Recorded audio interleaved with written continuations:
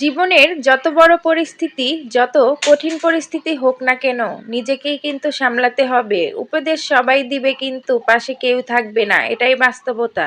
Hello everyone, আসসালামু আলাইকুম। সবাই কেমন আছেন? আশা করি আল্লাহর রহমতে সবাই ভালো আছেন, আমিও ভালো আছি।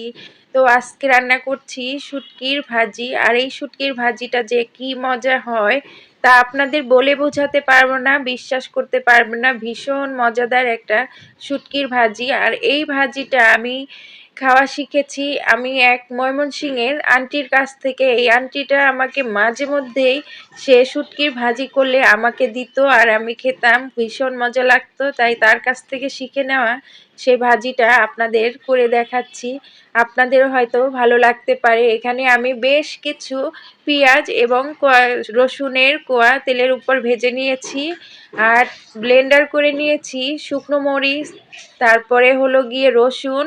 সেগুলো ভালো করে শুটকি দিয়ে ব্লেন্ডার করে তারপরে এই যে কড়াইতে পেঁয়াজ রসুন ভালো করে ভেজে লাল লাল করে এটাকে আমি ভাজি ভাজি করব। যতক্ষণ না পর্যন্ত তেল ছেড়ে আসে ততক্ষণ পর্যন্ত কিন্তু আমি এটাকে রান্না করব, তাহলেই এটা খেতে ভীষণ মজা লাগবে।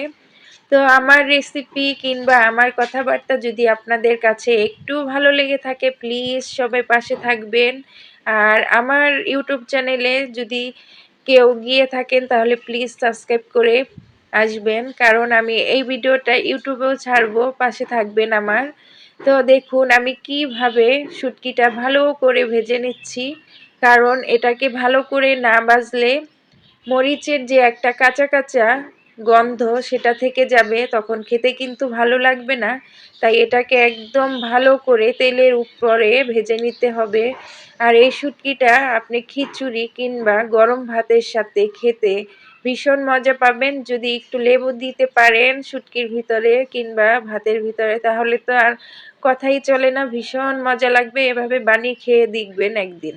আসলে জীবনে অনেক কঠিন পরিস্থিতি না পার করে এসেছি, তো তাই অনেক কিছুই জীবনে বুঝে গেছি। কারণ কি জানেন, আমরা অনেক সময় মানুষের কাছ থেকে অনেক কিছু আশা করি, কিন্তু মানুষ আমাদের সেই আশা আকাঙ্ক্ষাকে একদম ভেঙে চুরমার করে দেয়। তাই মানুষের উপরে কখনো নির্ভরশীল হওয়া যাবে না।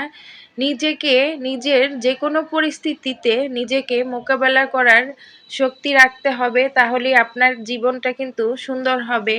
হয়তো আমাকে দেখে আপনাদের মনে হতে পারে যে আমি অল্প বয়স কিংবা আমি অনেক কিছু বুঝি না, কিন্তু বিশ্বাস করেন আমার এই ছোটবেলা থেকে জীবনে অনেক যুদ্ধ করতে করতে না আজকে এই পর্যায়ে এসেছি। তাই মনে করেন আমি এই জীবন নিয়ে পরিস্থিতি নিয়ে অনেক কিছু শিখে গেছি। তাই অনেক উপদেশমূলক কথা আমি বলতে পারি, কারণ আমি এই জীবনে না অনেক কিছু দেখেছি, অনেক কিছু শিখেছি, অনেক পরিস্থিতির সাথে মোকাবেলা করেছি। কারণ যারা কষ্ট করে বড় হয় তারা বুঝে জীবনটা কি। যাই হোক, অনেক কথা বললাম। সবাই কিন্তু ভালো থাকবেন, সুখে থাকবেন, সবার জন্য দোয়া রইল। আল্লাহ হাফেজ।